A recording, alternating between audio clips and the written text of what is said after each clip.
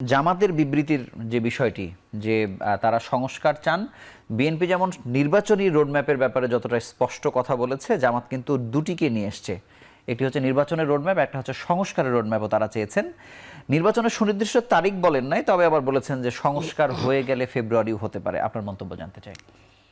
না, আমি মনে করি যে জামাতের জায়গা থেকে যা বলেছে সেটিও আমি সামগ্রিক যদি এই তিনটে বিষয়কে একসাথে করি, যে একটা হলো বিচার, আরেকটা হলো সংস্কার, আরেকটা হলো নির্বাচন, জি, এই তিনটে জিনিস আমি মনে করি যে রাজনৈতিক দলগুলোর মধ্যে তেমন কোনো ভিন্ন মত নাই। এবং আমার কাছে যেটা মনে হয়, তিনটে জিনিস প্যারালালি চলার মতো সুযোগ আছে আর কি। এবং যেহেতু নির্বাচন ডিসেম্বর থেকে জুনের মধ্যে হবে, এই সময়ের মধ্যে আমার মনে হয় যে যতই বলা হোক না কেন আপনার সংস্কার বা বিচার, এটা ওই উল্লেখযোগ্য মাত্রায় হবে না। সুতরাং এখানে আমার মনে হয় যে যেহেতু ডক্টর ইউনূস আবারও রিইটারেট করেছেন বা বলেছেন যে তিনি ডিসেম্বর থেকে জুনের মধ্যে যে কোনো সময় নির্বাচন করবেন, যেটা আমরা আসিফ নজরুলের এর থেকেও শুনেছি। সুতরাং এইটাকে মাথায় রেখে মানে কতটুকু সংস্কার করা সম্ভব এই সময়ের মধ্যে, কতটুকু বিচার কার্য এগিয়ে নেওয়া সম্ভব, এই বিষয়টি আমার মনে হয় সরকারকে দ্রুততম সময়ের মধ্যে একটা সিদ্ধান্তে আসতে হবে। যদি তারা নির্বাচনটা ইভেন আপনি ডিসেম্বর থেকে জুনের মধ্যেও যদি করতে চায়, তাহলেও কিন্তু হাতে কম সময়। সুতরাং আমার মনে হয় না খুব বৈপ্লবিক কোনো সংস্কার করা সম্ভব এই সময়ের মধ্যে।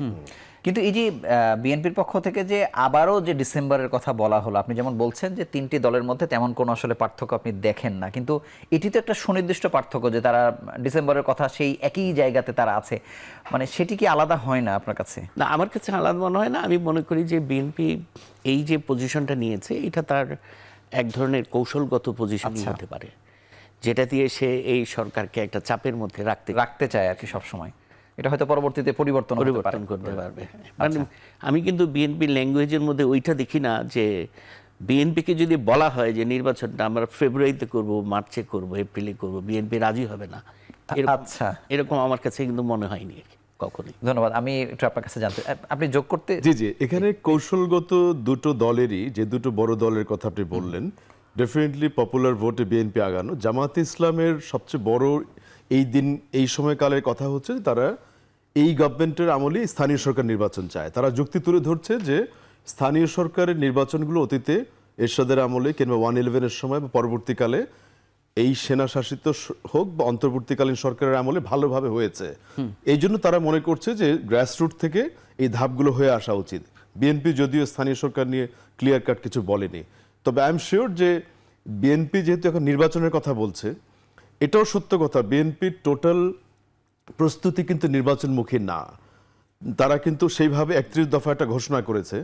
তারা হয়তো একই স্যারের সাথে আমি একমত যে রাজনৈতিক কৌশলের অংশ হিসেবেই সরকারকে চাপে রাখার জন্য বলছে আমরা নির্বাচন চাই, কিন্তু নির্বাচনমুখী প্রস্তুতি গ্রাউন্ড ওয়ার্ক কিন্তু তারা এখনো করছে না, নাম্বার ওয়ান। সেকেন্ড হচ্ছে, এবং এটি বরং জামাতের মধ্যেই দেখা যাচ্ছে কোথাও কোথাও তারা প্রার্থী ঘোষণা করেছে, সিলেট 1-এর দেখলাম দৌড়ঝাঁপও করছে। জামাতে ইসলাম যেহেতু গত 15 বছর ব্যাকফুটে ছিল বিভিন্ন কারণে, তারা হয়তো দল গোছানোর জন্যই বারবার সময় নেওয়ার জন্যই বলছে সংস্কারকে আমরা সময় বেশি দিতে চাই। তাদের পেছনে হয়তো একটা স্ট্র্যাটেজিক মোটিভ হচ্ছে দল গোছানো। কিন্তু বিএনপি যেহেতু দেখেছে তাদের দলের পপুলার ভোট বেশি, ইভেন এই ঢাকা সিটির মেয়র এই পদ নিয়েও তো বিএনপির এত অস্থির হওয়ার কিছু ছিল না।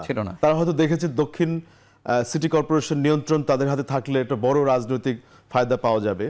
আমার মনে হয় দুটো দলই কৌশলগত কারণে বেশ কতগুলো ইস্যুকে সামনে এনেছে, তার পেছনের ভার্সনগুলো হচ্ছে তারা আসলে সত্য কথাটি জনগণের সামনে বলছে কিনা।